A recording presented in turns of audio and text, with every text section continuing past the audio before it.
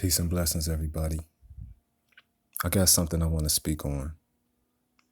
Not to put anybody down or not to be ungrateful, but because what I've learned from my experiences, I believe can help set others free from things that they may be going through and through. Because the truth is, when you go through things as a child with your parents, sometimes those effects can last forever. Sometimes those effects trouble you all through your adulthood. So let's speak about something. I don't want to get too detailed with it because I don't like putting people on the spot. But I'm going to speak on some effects that I've been through as a child and how I overcame them.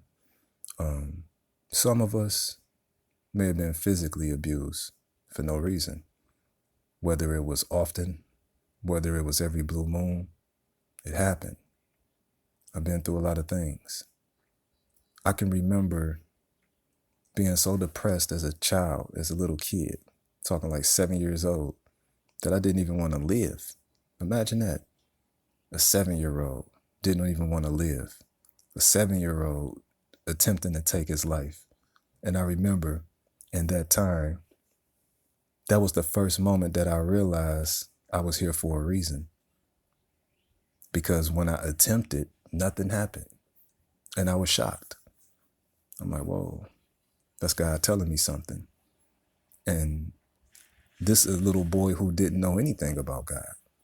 So instead of trying to harm myself again, what I told myself was, the first moment that I have a chance to leave this situation, I'll never look back again.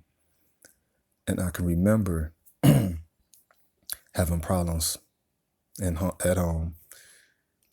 And I told myself in my heart that when I become a father, if God blessed me to be a father someday, I would never choose a companion of that character. And I will always make sure to treat my children better, because I had seen a clear example of how not to be and what not to become and what not to accept. Now, don't get me wrong. Pain was great. Depression was great. And it lasted a long time. Now, at 11 years old, going on 12, that day came where I could leave that household and move to my other parent's household. But my other parent, though they never hit me, not once in my life, had a very abusive tongue at times, scorned my heart, scorned my feelings, didn't care about how I felt about things, and made that clear. And I'm talking about at 11 and 12 years old. So I felt the utmost loneliness. This same parent never enrolled me in school. I didn't go to 7th grade. So I knew at that moment that the responsibility of surviving as far as elevating my life, that was on me at that point. And for an 11 or 12-year-old, that's an overwhelming feeling, especially when you come from what I had already been through with physical abuse and what that does to your emotional state. So I felt really alone. I didn't feel the support. And see, the confusing thing is when you deal with somebody who's verbally abusive to you, especially in your youth, one moment they're your friend, the next moment they seem like they're against you. So that's really confusing, because the same person that you see as a source of your love and support, they turn into the monster. You see them with a fearful eye.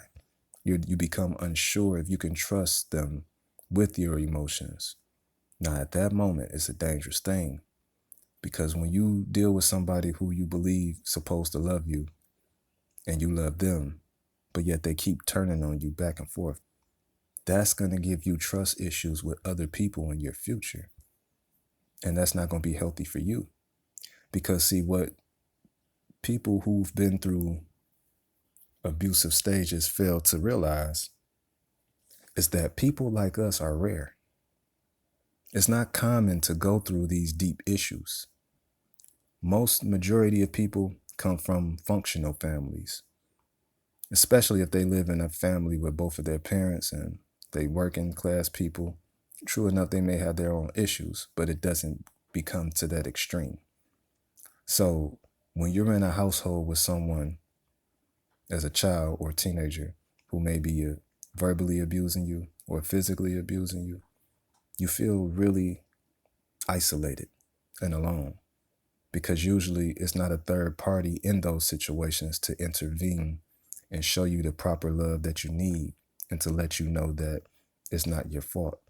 So you go into the world as an adult with all this heavy load from your childhood, and even though you feel like it's not your fault, you blame yourself for it because the people who did it to you never take responsibility for their actions. So the key to it is you have to elevate far beyond the element you came from.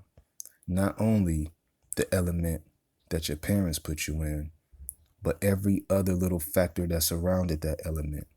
Because it's like this.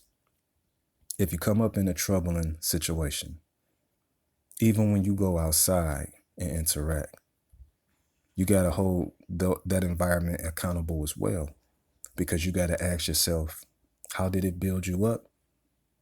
And did it put something in you that you didn't need? A lot of times when we go through things like that and we go out in the public, even when we express ourselves to others and they listen, usually they don't bring us peace. They just teach us how to be more spiteful. And that's something that we can't use.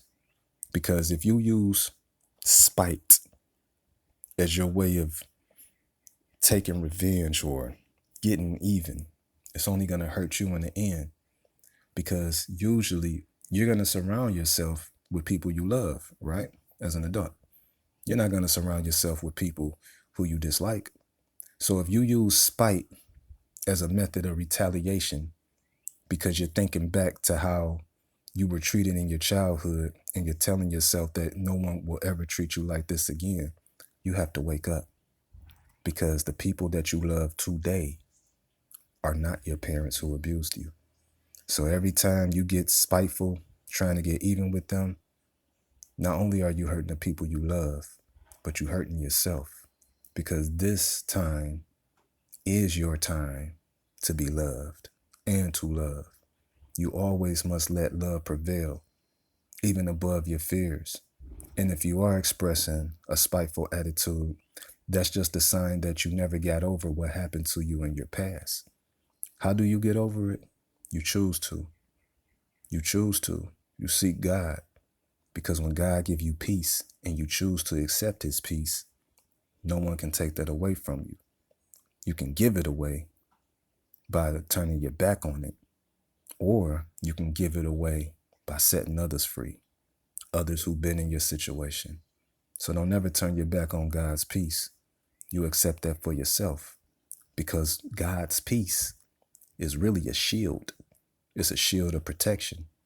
Because when others from your past who hurt you come along and they try to use those same methods, it won't hurt you no more, because understanding has kicked in. You understand these people. You understand yourself. You understand cause and effect between you and them, so you can move on. And finally, you understand God's peace, because at the end of the day, no matter what person comes and go in your life or how they treat you, put up that shield, God's peace. Remember him. And then you'll know you good anyway, because as long as you have him, you have everything. And another thing I want to say, choose better company, the best of company. Never tell yourself that you can't do something that's for the good. Never tell yourself you won't fit into this environment that's far beyond what you come from. Too many of us settle for where we come from only because that's all we familiar with. Go get familiar with new things. Go get familiar with a higher purpose. And once you bring that peace to yourself and that true confidence within yourself, go free other people who suffering from the same things that you've been through. God bless. Be at peace.